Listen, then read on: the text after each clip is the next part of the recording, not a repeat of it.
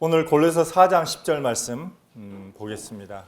제가 이 골로새 말씀을 보다 보니까 노트를 보니까 24년 7월부터 시작을 했더라고요. 빨리 끝내야 되는데 벌써 몇 년인지 모르겠습니다.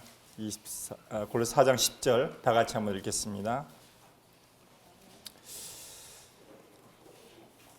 시작. 나와 함께 갇힌 아리스다고와 바나바의 생질 마가와 이 마가에 대하여 너희가 명을 받았음에 그가 이르거든 영접하라.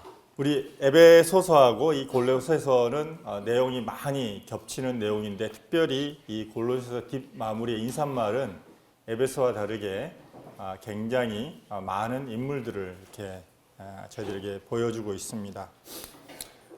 그래서 이 한 장, 4장을 이렇게 빨리 끝낼까 하다가 이 문득 이 10절에서 이 두 분, 바울과 함께 갇힌 아리스다고와 바나바의 조카 되는 마가 요한에 대해서 한번 그 초대교회 때 그들이 어떤 분이었나 하는 부분들을 좀 살펴보고 갔으면 좋겠다. 신년에 또 하나님께서 저희들에게 주시는 또 말씀, 질문에 대해서 우리 각자가 답을 해야 될 부분이 있기 때문에 또 주님께서 보이신다는 생각이 들었습니다. 사실 이 아리스다고라고 하는 인물은 익히 잘 알려지지 않은 인물이죠. 그래서 오늘 아침에도 우리 아들한테 너 아리스다고가 누군지 아냐? 그랬더니 잘 모르겠는데요. 이렇게 얘기를 하더라고요. 그래서 그렇습니다. 이 아리스다고는 우리에게 익히 알려지지 않은 그러한 인물입니다. 이 아리스다고가 처음으로 이제 성경에 등장하는 때를 보면은 사도 바울의 3차 전도 여행 때 그때 이제 이 아시아에서 마케도니아로 이동해 가지고 이제 빌립보에 복음을 전하고 그 다음에 데살로니가로 가서 복음을 전할 때 그때 당시에 복음을 받은 것으로 보이는 사람입니다. 당시에 바울이 데살로니가에서 복음을 전할 때 극성 유대인들이라고 하죠.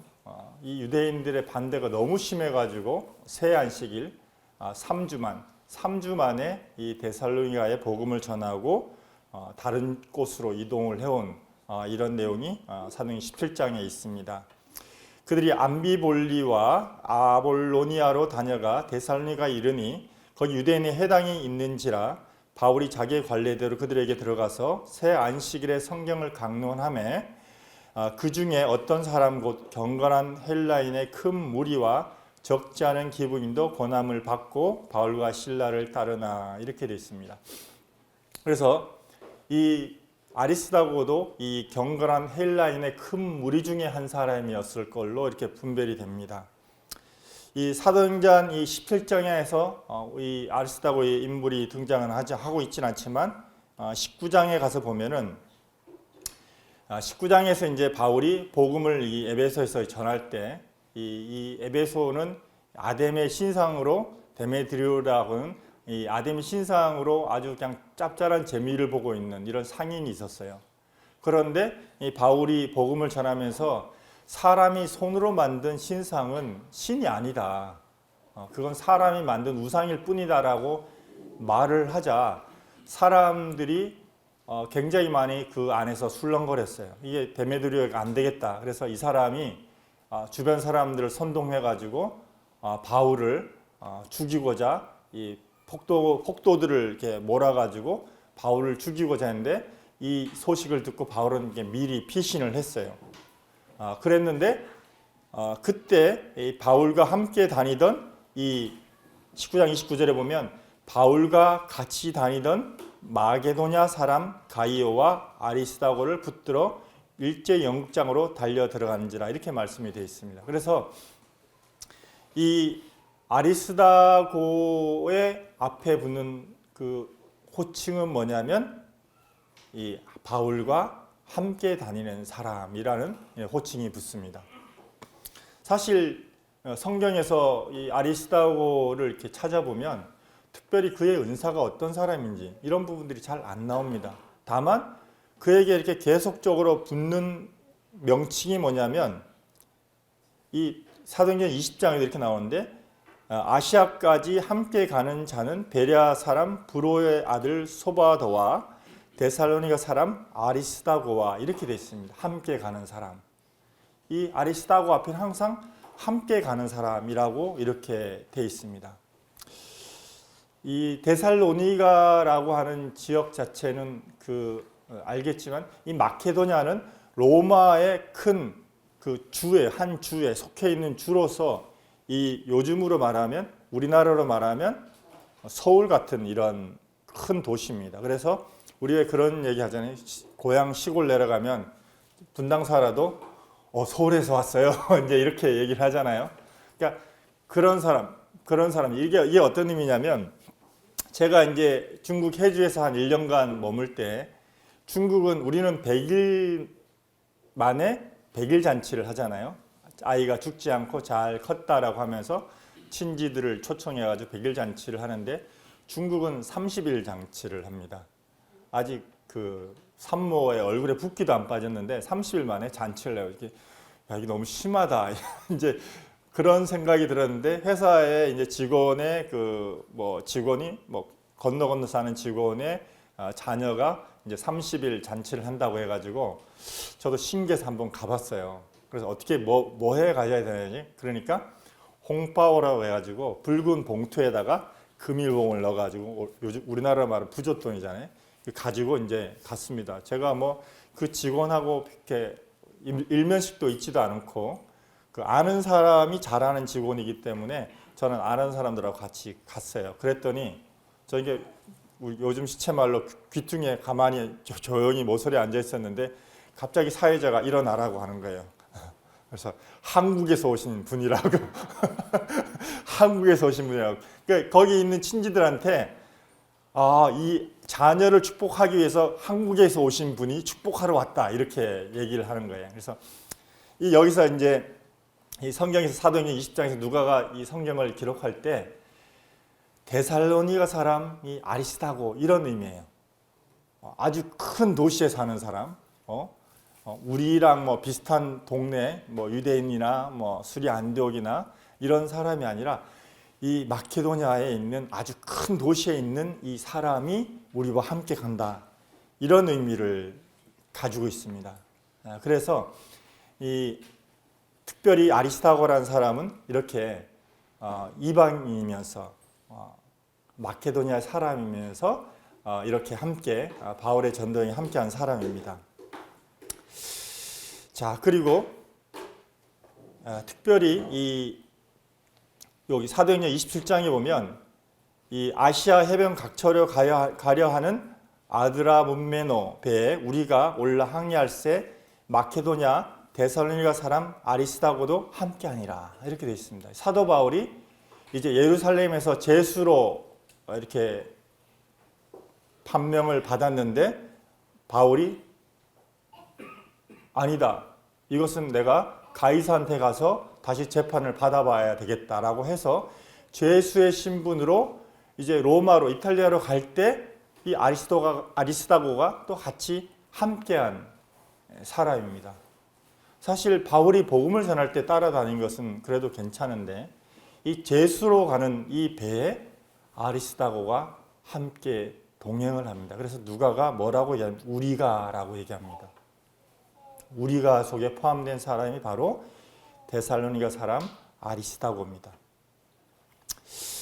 이 골로새서 4장 10절에 보면 여기 빌레몬서부터 한번 볼까요? 그래서 여기에 이 뭐라고 돼 있냐면 또한 나의 동역자 마가 아리스다고 하면서 이 아리스다고에 대해서 나의 동역자다라고 사도 바울이 밝히고 있습니다. 그래서 아리스다고를 호칭하는 이 지칭하는 말들을 보면 그는 같이 다니는 사람, 함께 가는 사람, 배를 함께 탄 사람, 함께 감옥에 갇힌 사람, 특별한 은사보다는 지속적으로 동행하고 있는 이런 사람인 것을 보게 됩니다. 앞에 특별히 나타나진 않았지만 계속적으로 공동체를 떠나지 않고 어떤 상황에도 계속적으로 머물러 있는 사람이 바로 아리스다고라고 이렇게 성경에서는 말씀하고 있습니다. 참 교회는 뭐 대부분이 그렇죠. 뭔가 특출한 은사가 있고 특별한 공을 세운 사람들, 뭔가 이렇게 이름이 드러나고 이런 것들을 바라는 사람들이 있었잖아요. 그런데 이 아리스다고는 그렇지가 않았어요. 그냥 바울이 복음 전하는데 여전히 함께 했던 사람입니다. 새 이 아리스다고와 같은 이 삶을 소개하면서 참 우리에게 이렇게 묻습니다. 너는 교회와 함께하는 사람이냐? 복음의 동역자이냐? 교회로 모일 때마다 함께하는 사람이냐? 주님께서 이 골로새 4장 10절 말씀을 통해서 우리에게 질문하고 계십니다. 제가 이 내용을 보면서 어떤 사람이 등산을 하다가 다리를 다쳤어요. 그래서 다른 사람들은 다 산을 다 정상을 향해서 올라갈 테니까 너는 여기 있어라 라고 내려오다가 같이 갈게 하고 했는데 그 중에 한 사람이 이것보다는 내가 이 다친 사람이랑 함께 좀 있어야 되겠다라고 했는데 이 사람이 산에 내려와서 다른 사람들에게 말하기를 나를 이게 살린 것은 약도 아니고 등산 장비도 아니고 사실 내가 혼자란 사실이 아니라는 것을 너를 통해서 알았다. 너가 나를 살린 것이다 라고 이렇게 그 친구한테 남아있던 친구에게 말을 했다고 합니다. 아리스다고는 정상에 서서 박수 받는 사람, 그런 무리에 낀 사람이 아니고 바울과 함께 감옥에 갇힌 사람이었습니다. 특별히 제목이 있는 것도 아닌데 바울이 가택연금을 당했을 때 그와 함께하고자 함께 있었던 사람입니다. 교회는 정상에서는 몇몇 사람보다 끝까지 곁에 남아서 함께하는 사람들이 모인 곳이 교회입니다. 자, 우리 바나바의 조카 마가에 대해서는 우리가 익히 여러 번 우리 형제님이 사도행전을 통해서 말씀을 전해주셨기 때문에 알고 있는 내용입니다. 조금 더 기억을 더듬어가면서 살펴보도록 하겠습니다. 이 마가에 대해서 소개할 때 가로 열고라는 이 성경의 가로 열고라는 이 내용이 참 우리에게 많은 생각을 하게 해줍니다. 이 마가에 대하여 너희가 명을 받았음에 그가 이르거든 영접하라. 특별한 그 부탁이 있잖아요. 이 골로새에 있는 성도들도 마가 요한이 어떤 사람인 줄 알았어요. 우리가 바울의 1차 전도 여행 때 이 마가가 어떻게 해서 바울과 헤어졌고 또 2차 전도 여행 때 바울과 바나바가 아주 심하게 다투게 되면서 갈라서게 된 원인을 제공한 이 원인 제공자가 바로 마가 요한이거든요.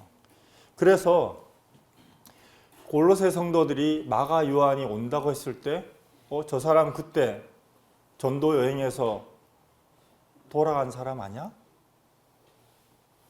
바울과 바나바가 심하게 싸웠던 그 원인을 제공한 사람이 아니야 하면서 머뭇거렸을 수도 있는데 바울이 이 골로새 성도들에게 마가 요한에 대해서 영접하라라고 이렇게 말씀을 하고 있습니다.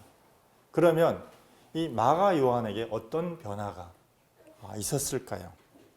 우리가 교회의 탄생을 이렇게 사도행전에서 쭉 살펴보면 이 마가 요한은 특별히 예루살렘에서 그의 어머니 마리아가 나오죠.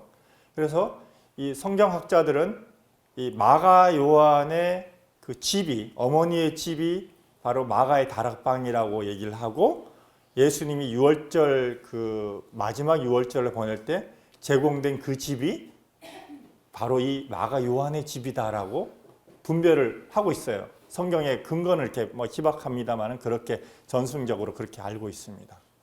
또 분명히 알고 있는 것은 사도행전 12장에서 베드로가 감옥에 갇혔을 때 이 감옥에서 풀려나자마자 그때는 전화도 없었는데 당연히 여기에는 모여 있을 거라면서 찾아간 집이 바로 거기에서 분명히 나와 있어요. 마가 요한의 이 집입니다.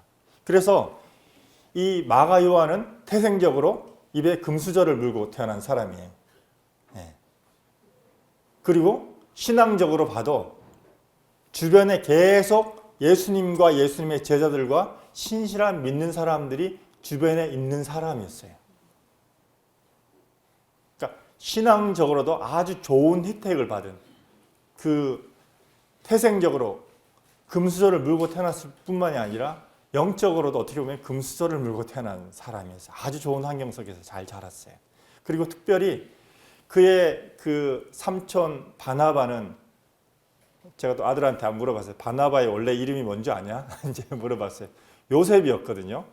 그런데 이 바나바가 얼마나 사람들을 위로를 잘했나고 하면, 그래서 별명이 바나바예요. 위로의 아들이라고.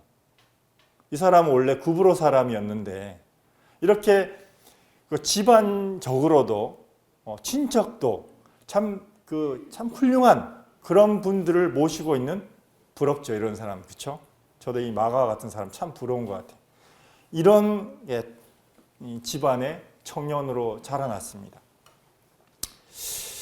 자, 그런데 이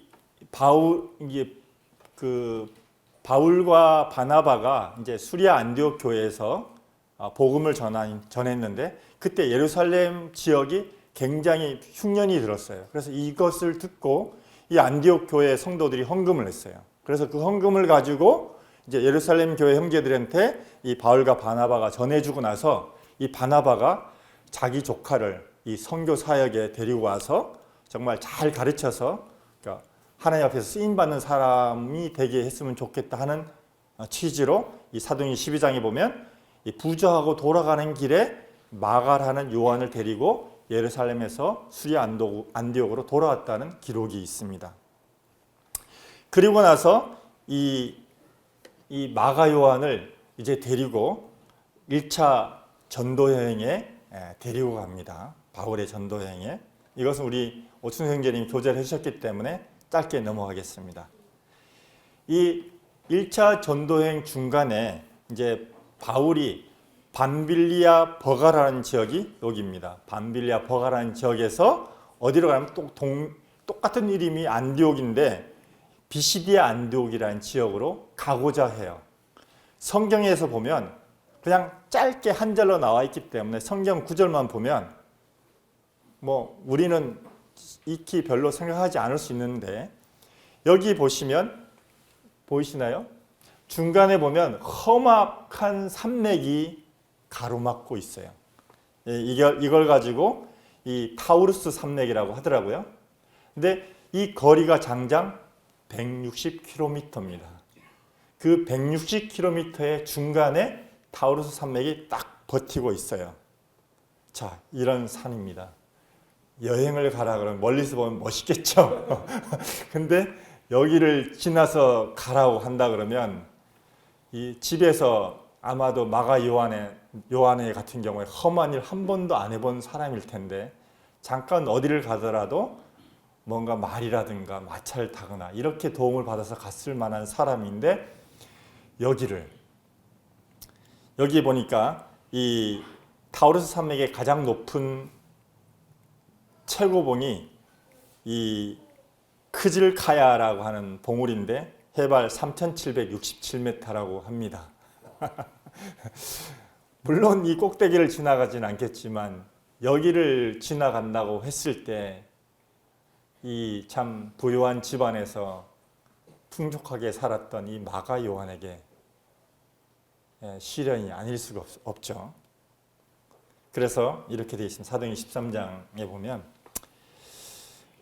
바울과 및 동행하는 사람들이 바보에서 배 타고 밤빌리아에 있는 버가 이르니 요한은 그들에게서 떠나 예루살렘으로 돌아가고, 14절에 그들은 버가에서 더 나아가 비시디아 안디옥에 이르러 안식일에 회당에 들어가 앉으니라.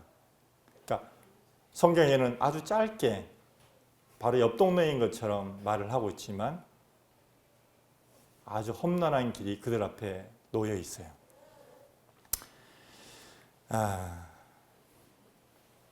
여기에 그것만 있었던 게 아니라 사도 바울은 이 고린도 후서에서 이런 고백을 합니다. 여기가 어떤 곳이었냐면 이 파란색에 있는 것처럼 강도의 위험과 특별히 이 지금 여행하려고 하는 이 지역은 아주 길이 험악하기 때문에 산속에 강도들이 엄청나게 많이 나타나는 그런 동네예요. 길도 험하고 멀고 강도까지 나타나요. 그래서 이게 마가 요한이 거기서 저는 못 갑니다 하고 돌아갔어요. 익히 그럴 만도 하겠다 싶지 않습니까? 그런데 이제 다시 수리 안디옥으로 또 마가 요한이 돌아왔는데 바나바 입장에서는 그래도 어떻게 좀 마가 요한을 좀 사람을 만들어서 하나님의 일에 쓰임 받게 하고자 2차 전도여행 때 마가 요한을 다시 데리고 가고자 합니다. 근데 여기서 엄청난 트러블이 생깁니다. 바울이 제가 좀 말을 좀 험하게 쓰겠습니다.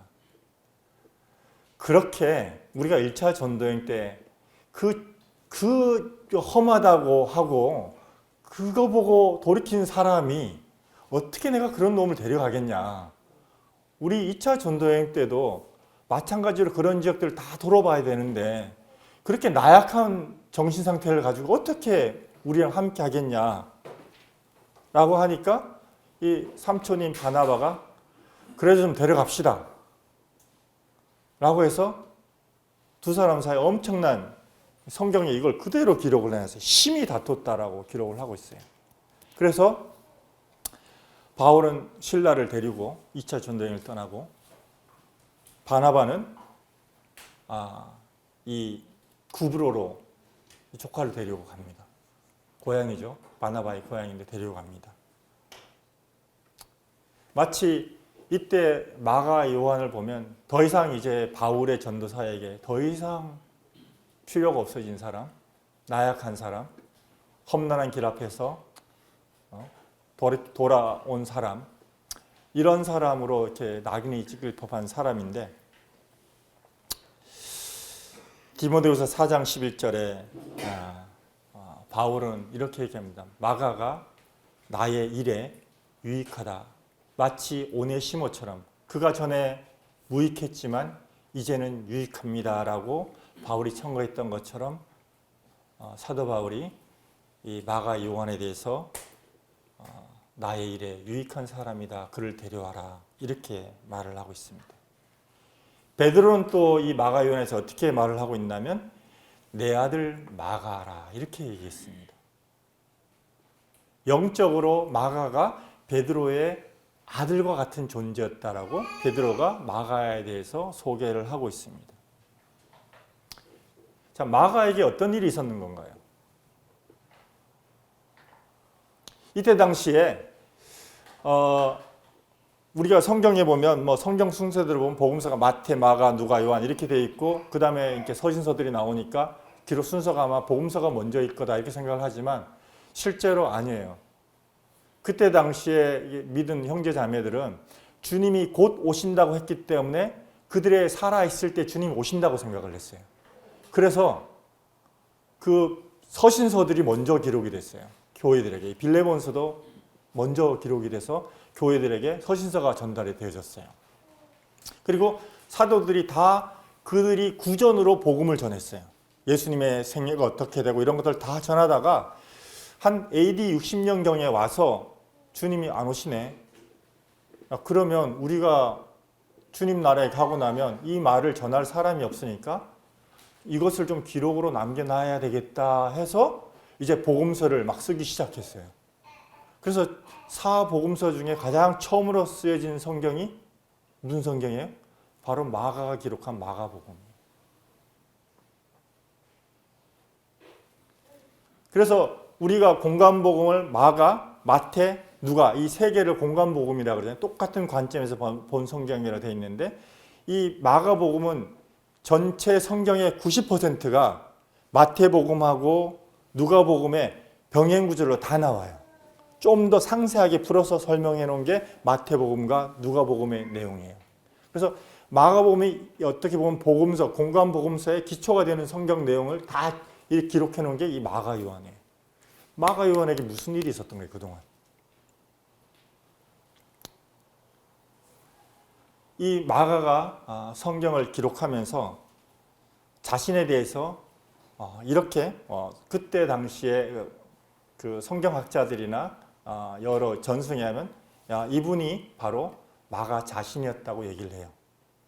예수님이 겟세마네 동산에서 대상에 보낸 무리들에 의해서 건가몽치로 붙잡힘을 당할 때 자다가 아마도 예수님께서 유월절을 보내고 그 마가의 집에서 가까운 그 겟세마네 동산으로 가셨고 그 군인들이 소란스럽게 예수님을 잡으러 가는 그런 상황이었기 때문에 마가는 자다가 일어난 것 같아.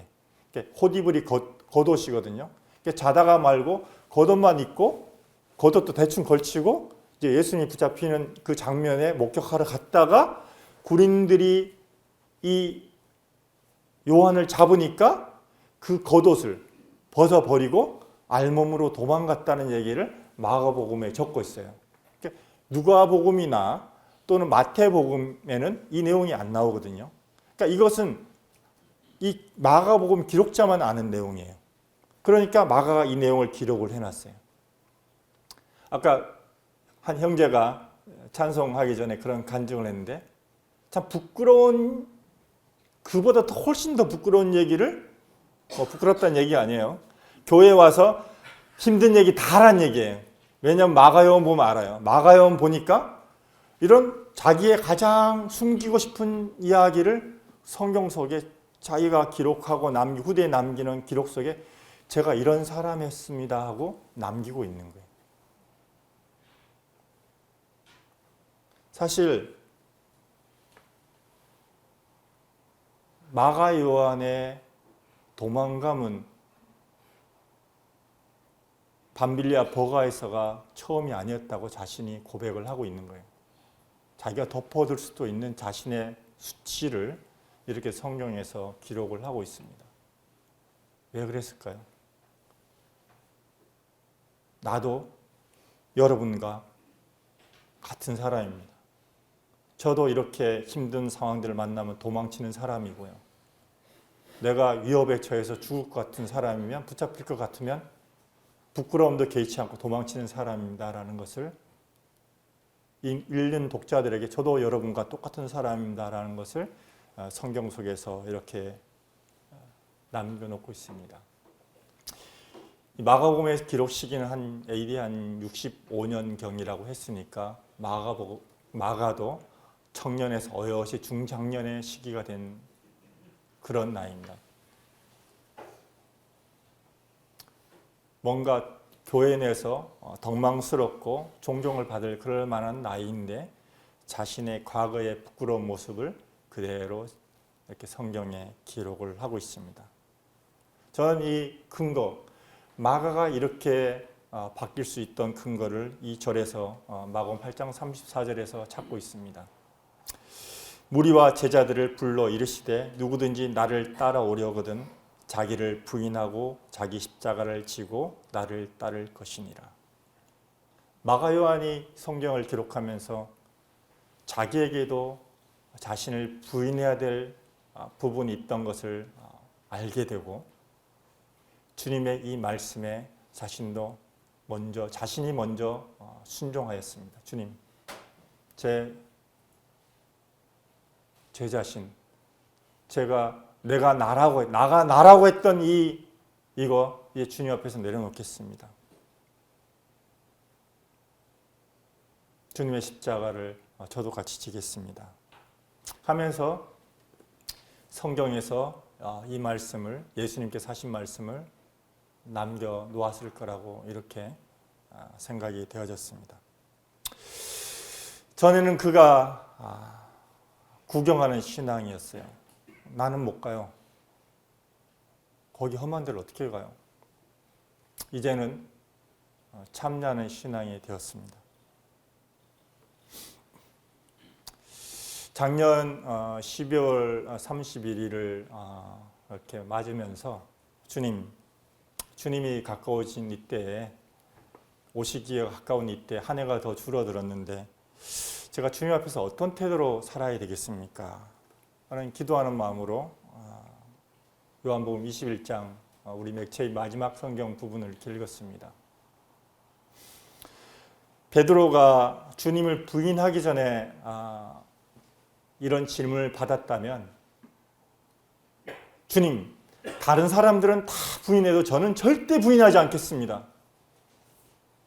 이렇게 고백할 때 이런 질문을 받았다면 분명히 예수님께서 내가 나를 아가페로 사랑하느냐, 신적인 사랑으로, 헌신적인 사랑으로 나를 사랑하느냐라고 질문했다면 분명히 베드로도 주님, 저도 아가페로 주님 사랑합니다. 이렇게 말했을 것입니다.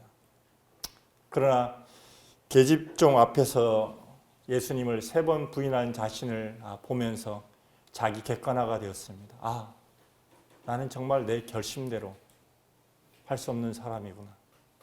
그래서 주님께서 이렇게 2번이나 내가 나를 아가페로 사랑하느냐라고 질문했을 때 계속 친구 간의 사랑인 주님, 제가 필레오로 사랑합니다라고 고백을 합니다. 그리고 3번째 주님께서 격을 낮추셨어요. 베드로의 수준까지. 너가 마지막으로 3번째 묻는데 내가 필레오로 나를 사랑하느냐 물으셨을 때 베드로가 주님, 제가 주님을 필레오로 사랑합니다라고 고백을 합니다. 주님은 베드로에게 그의 사명을 공고히 하거나 너가 주님께 받은 사명이 무엇인지 다시 생각해봐라, 결심을 하고 주님 앞에서 힘을 내어라, 이렇게 격려하지 않으시고 물으십니다. 너가 나를 사랑하느냐?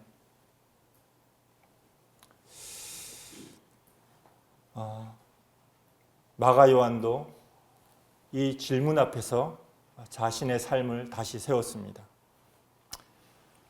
우리도 주님의 이 질문 앞에서